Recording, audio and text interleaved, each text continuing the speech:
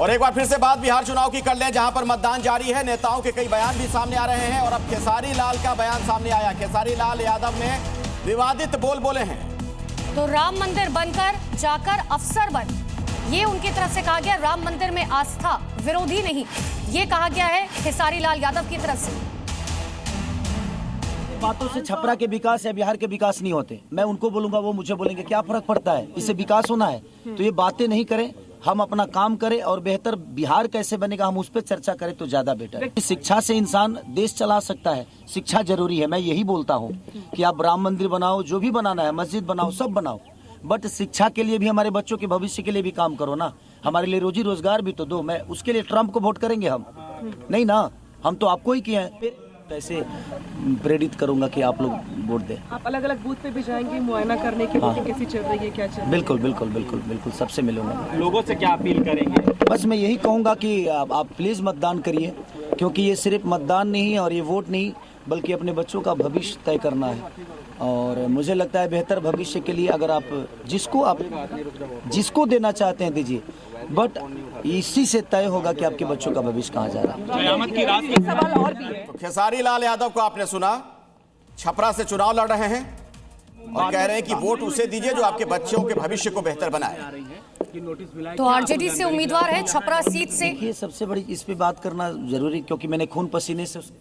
तो सुना आपने खेसारी लाल यादव को, वो सीधे तौर पर कह रहे हैं कि आज अपने मत का इस्तेमाल जरूर करें अगर आप अपने बच्चों का भविष्य अच्छा चाहते हैं। और जी न्यूज़ भी लगातार अपने दर्शकों से अपील कर रहा है कि अगर आपके क्षेत्र में वोट है तो जरूर अपने घर से बाहर निकले, अपने मतदान का इस्तेमाल करें। लोकतंत्र का सबसे बड़ा पर्व इसे कहा जाता है। और देखिए, पहले चरण का रैली मीटर भी आपको दिखा रहे किस नेता ने कितनी रैलियां जो है वो की हैं। उत्तर प्रदेश के मुख्यमंत्री योगी आदित्यनाथ ने दूसरे चरण के मतदान से पहले सासाराम विधानसभा क्षेत्र में एक जनसभा को संबोधित किया। यूपी के मुख्यमंत्री योगी आदित्यनाथ ने सासाराम में एक जनसभा को संबोधित किया और महागठबंधन पर हमला बोला। योगी आदित्यनाथ ने कहा कि जिन लोगों ने बिहार के सामने एक मतदान करना चाहिए, पहले मतदान तब जलपान, ये पालन करना चाहिए। और इसलिए बिना सुबह उठ के सबसे पहले हमने मतदान करने का काम किया। इस बार आप लोग को दावा करेंगे कि एक बार फिर से काफी मजबूती के साथ आप लोग वापस आएंगे? कहीं कोई दिक्कत नहीं है, पूरी मजबूती के साथ फिर से बिहार में नीतीश कुमार के नेतृत्व में एनडीए की सरकार बनी। सर, मोकामा में जिस तरह से परसेप्शन बनाया जा रहा है, क्या अब तो मतदान हो रहा है ना, तब तो 14 को आपको पता चल जाएगा परसेप्शन सही है कि सच्चाई सही है। सच्चाई जो है वो 14 को पता लग जाएगा आपको। परसेप्शन तो लोग बनाते रहते हैं, अरे भाई अब तो खत्म हो गया प्रचार, अब काहे का परसेप्शन बना रहे हो, अब सच्चाई स्वीकार करो।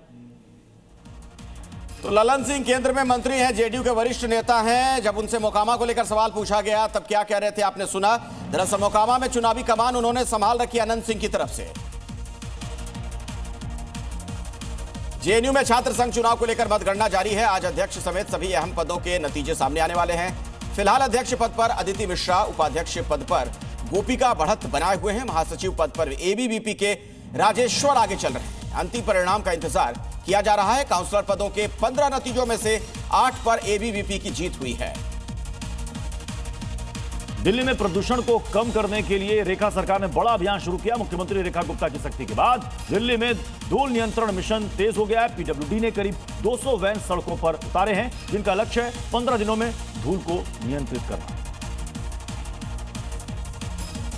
दिल्ली में पुलिस की कार्रवाई के बाद भी बदमाश पूरी तरीके से बेखौफ दिख रहे हैं। बेगमपुर में जल बोर्ड के कर्मचारी सुरेश कुमार राठी की उनके फ्लैट में हत्या कर दी गई।